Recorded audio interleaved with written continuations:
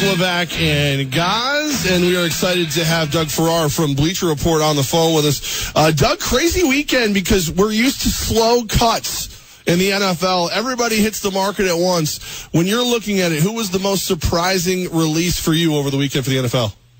Well, I'm in Seattle, and a couple up here really shocked me. Pierre Desir, the cornerback who was drafted by the Browns a few years back, had a dynamite preseason. They're still looking to fill that outside corner spot opposite Richard Sherman, and they don't really have a defined answer in the slot either.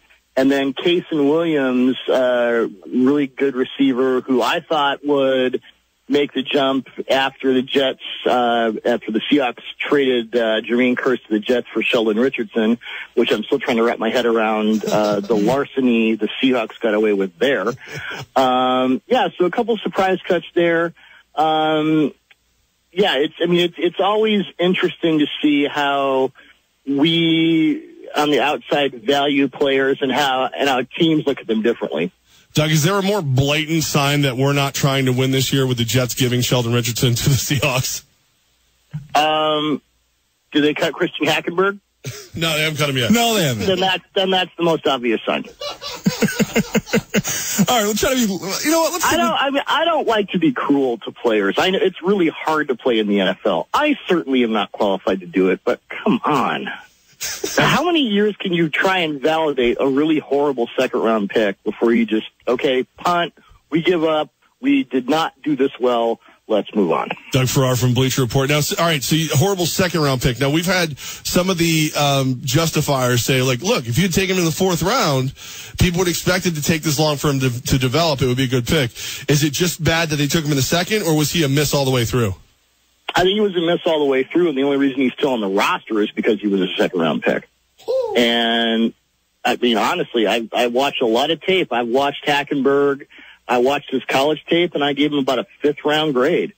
And I don't see a guy who can process information and make consistent throws at the NFL level. I mean, once in a while, I mean, that touchdown fade against the Giants, okay, yeah, fine, against third-round, third-string guys, but he throws 2 pick sixes against the starters.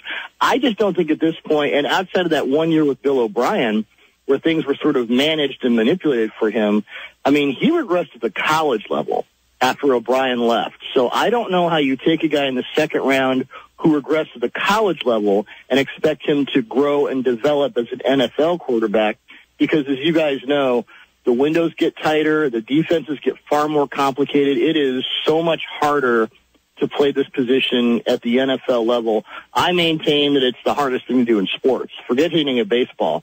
Try throwing a 40-yard dime downfield when you got, 5 defenders in your face and everything kind of going wrong. With Hackenberg, I mean, the Richardson trade, they've been dangling that for a long time. So what do you do if Seahawks lost Malik McDowell and they needed him, but to me, the continued coddling of Hackenberg speaks more to organizational incompetence than it does intensely trying to tank. So what do you do if you're the Jets? Do you just trade him off now? Do you try to start him and see if there's any value with him actually out on the field? I don't know I don't know who's going to pick him up in a trade unless someone believes they can make more than the Jets did. But I mean, their quarterback situation is kind of a disaster anyway. We all know this. I mean, Josh McCown will go as far as he can go. Then you have Bryce Petty, who's learning about football by playing Madden. And then you have Hackenberg. And by the way, there's Colin Kaepernick just ready to go, but that's a different story. Doug Farrar with us right now from Bleacher Report. Doug, I love it that you're a straight shooter. So, Rosen has that amazing comeback win. Sam Darnold kind of lackluster. If you're a Jets fan, which one of those two are you hoping is in green next year? Lamar Jackson. Oh, I like it. Oh, really? Why Lamar Jackson? I really, and I don't know if it's the fact that he is mobile or that he has a slight build, but I watch the way he processes and the throws he makes, throwing into tight windows with timing and anticipation and accuracy, and his threat as a runner. And I don't know why Lamar Jackson isn't a lead pipe number one on the tip of everyone's tongue, as Darnold's good, Rosen's good, the kid from Wyoming's good. You got a couple other guys who could kind of shoot up in the rankings this year. But to me, and I'll watch more tape through the season, but I mean, if it were me and I had the choice of any quarterback, I would take Lamar Jackson, and I wouldn't even hesitate before I take anyone else. Doug, I feel like it's just you and I is on the Lamar Jackson. I think Darnold and Rose and all these guys are very good quarterbacks, but I was there in the Carrier Dome watching my beloved Syracuse Orange, and I called Jackson's performance the single greatest dominating performance in the history of the Carrier Dome. We're talking about Carmelo Anthony, Jerry McNamara, John Wallace, Donovan McNabb. That's how good Jackson is. You think he's not going to have any type of fall off this season? Oh, I don't think so. And then the question becomes, okay, when he gets to the NFL, can he, do multi-read stuff? Can he process information? Can he deal with a bigger playbook? Well, this is a question for most college quarterbacks. And I think there tends to be a marginalization or a minimization of specific quarterback skills when a guy can also run.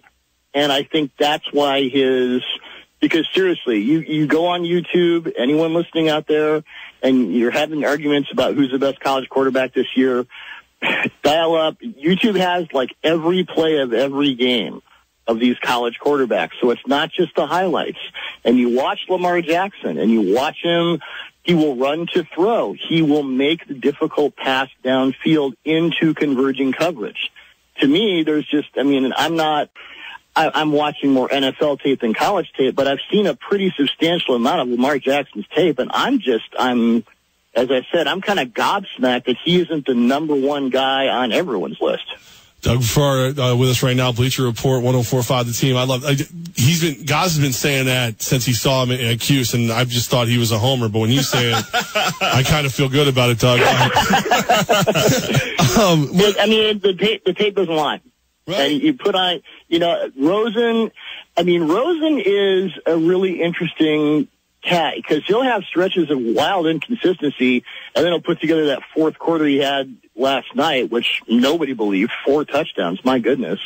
Darnold, he's not a traditional guy with his mechanics, and that may upend him in the NFL.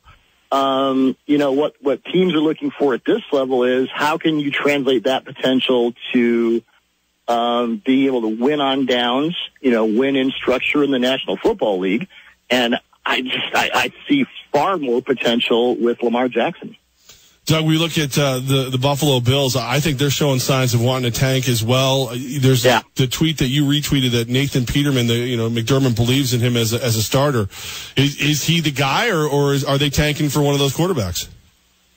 Well, you guys are closer to the Bills. Because, like, in the traditional office, like, if you eat someone else's lunch in the company refrigerator in the break room, you're kind of persona non grata. Did Tyrod Taylor eat he ate somebody's lunch in the Buffalo Bills break room, didn't he?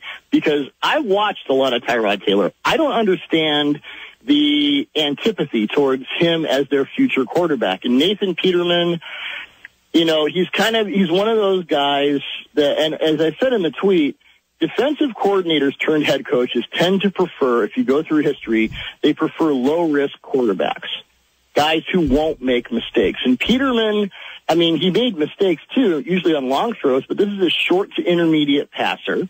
And if the Buffalo Bills want a catastrophically uninteresting offense, they'll go with him. And it's not a shot at Peterman. It's just where he is in his development. And, to say that I want Peterman over Tyrod Taylor, I don't know if they just want him out of town for some reason. I've heard, maybe you guys have heard, but I've heard nothing about his temperament or his off-field stuff. I've heard nothing like that. Everything I've heard about Tyrod Taylor is, he's a hard worker. He's certainly developed as a passer. I don't understand why the Bills are so eager to shove him out the door, especially when he's on. Why wouldn't you have the best quarterback for this year? That's a great question. And we were at Bill's camp, and Peterman just didn't look good. He didn't pop off the page at all. Well, and and maybe he has the potential to be kind of a, Matt Flynn, Kirk Cousins style guy, but I don't think he's a player who will ever, shoot off the tape Aaron Rodgers style and make throws that make you go, oh my God. He's a guy who, and Rick Dennison's offense is very different than what Greg Roman and Anthony Lynn do. This is, it's Houston Texans style. It's Denver Broncos style, pre-Peyton Manning. So it's zone blocking. It's short to intermediate throws. It's a lot of run game. It's sustaining drives with repeatable, easy, for lack of a better word, boring, consistent plays. And he wants it to be mistake-proof. And I think just as we tend to undervalue quarterbacks who run around a lot, I think we tend to overvalue guys with lesser arms, thinking that they're game managers or they're Alex Smith types. Well, for every Alex Smith, there are 10 guys who just can't throw very well and wind up out of the league pretty quickly. I'm not saying that's what's going to happen to Peterman, but I think there's a real disconnect about Tyrod Taylor, and I fail to understand why. NFL kicks off Thursday night, week 1, Sunday into Monday. Give us one bold prediction for the 2017 NFL season overall. Team, player, coach, whatever. Kirk Cousins will throw more interceptions than touchdowns this year. Ooh, man. He will have one of the biggest regressions of any quarterback in NFL history. This does not set up well for him. And it's not his fault. He just got inflated by Deshaun Jackson and Sean McVay, and everything that made him good last year is gone. Doug Farrar of Bleacher Report. Now, Doug, usually when we fill in for Roger, he sticks us with bad guests. We love you. You got to come on the afternoon show with us. My pleasure. Just keep your heads up. You got the Bills and the Jets, and, well, maybe the Giants will block somebody this year, and, 1 out of 3.